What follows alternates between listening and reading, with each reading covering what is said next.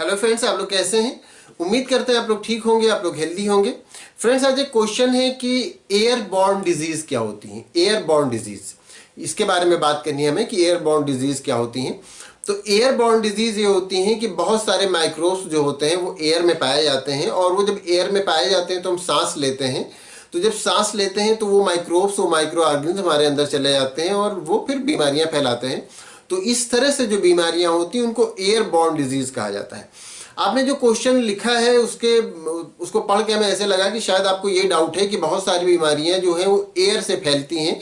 तो एयर से फैलती हैं का मतलब इसी तरह से कि एयर में माइक्रोब्स पाए जाते हैं और वो माइक्रोब्स बीमारियां फैलाते हैं। ऐसा नहीं कि एयर खुद ही कोई बीमारी फैलाती है, ऐसा नहीं है, बल्कि एयर में वो माइक्रोब्स, वो माइक्रो ऑर्गेनिज्म पाए जाते हैं जो कि हमें बीमारियां फैलाते हैं। वो पैथोजन पाए जाते हैं जो हमें बीमारियां फैलाते हैं।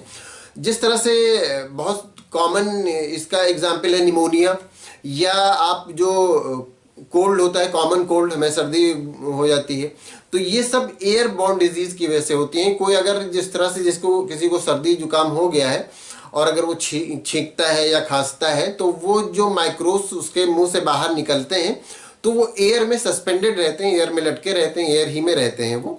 और फिर कोई दूसरा हेल्दी पर्सन जो होता है वो वहाँ पर सांस लेता है तो वो जो माइक्रोब्स हैं वो उसके अंदर चले जाते हैं। वो सांस लेता है तो उसके नाक से, उसके मुंह से अंदर चले जाते हैं, फिर वो उसको भी बीमारियां फैलाते हैं।